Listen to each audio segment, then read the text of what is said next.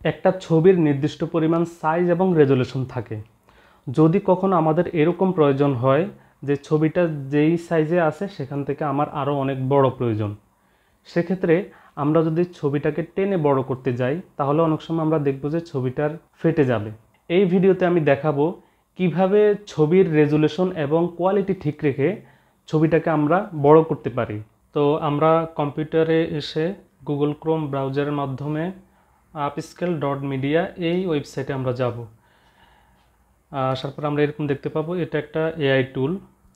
তো এখানে আমরা আমাদের কাঙ্ক্ষিত ছবিটা আপলোড করতে পারবো। এই যে আপলোড বাটনে ক্লিক করব।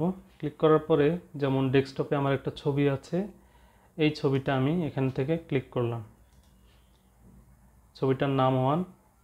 তো এটা আপলোড হওয়ার পরে আমরা এখানে দেখতে পাবো যে অরিজিনাল ছবি, এই যে অরিজিনাল ছবি হচ্ছে আমার এটা, আর আপস্কেলড দেখাচ্ছে, অর্থাৎ এটা আপস্কেল করছে, এটা হচ্ছে নর্মাল আপস্কেল, যেটা 2x, অর্থাৎ ছবিটার যে সাইজ আছে এটা থেকে ডাবল করছে, ঠিক আছে। আর এটা হচ্ছে এআই আপস্কেল। তো আমরা এই যে এআই আপস্কেল যেটা সেটা আমরা নিতে পারি, ঠিক আছে। এই যে এআই আপস্কেল যেটা সেটা কিন্তু ক্রিস্টাল ক্লিয়ার। আমরা যদি এখানে আমরা ক্লিক করি তখন ক্লিক না করলে বা এখানে মাউসটা রাখলে আমরা এই পাশেরটাও দেখতে পাবো, আবার এই পাশেরটাও দেখতে পাবো, ঠিক আছে। এখানে কিন্তু এই যে পার্থক্যটা দেখা যাচ্ছে, অর্থাৎ এআই আপস্কেল যেটা সেটা খুবই ক্রিস্টাল এবং ক্লিয়ার। তো আমরা এটা নিতে পারি। এখন আপনি চাইলে কিন্তু এই সাইজটাকে আরও বাড়াইতে পারেন। এখানে যে 2x আছে, 2x-এ যাই কিন্তু আপনি 4x-ও করতে পারেন, ঠিক আছে। তো যাই হোক আমি 2x রাখতেছি, আমার এর চেয়ে বড় প্রয়োজন নাই। আপনি চাইলে কিন্তু এটা করতে পারেন। এরপরে জাস্ট ডাউনলোড ইমেজ এখানে ক্লিক করব, তাহলে এখানে কিন্তু ডাউনলোড হয়ে গেছে। এবার আমি ইমেজটাতে যদি এখান থেকে ওপেন করি, এই যে আমরা ইমেজটা বড় করে এটা ওপেন করছি, ওকে। আবার যদি এখান থেকে দেখতে চাই, এই যে হচ্ছে আমাদের ছবিটা, আমরা পার্থক্যটা বুঝতেই পারতেছি, ওকে। তো আপনি চাইলে এখান থেকে কিন্তু আরও একটা ইমেজকেও আপনি এইভাবে কোয়ালিটি ঠিক রেখে রেজুলেশন ঠিক রেখে বড় করতে পারেন। তো এখানে সাইন আপ করা ছাড়া আপনি 2টা ইমেজ নিয়ে কাজ করতে পারবেন।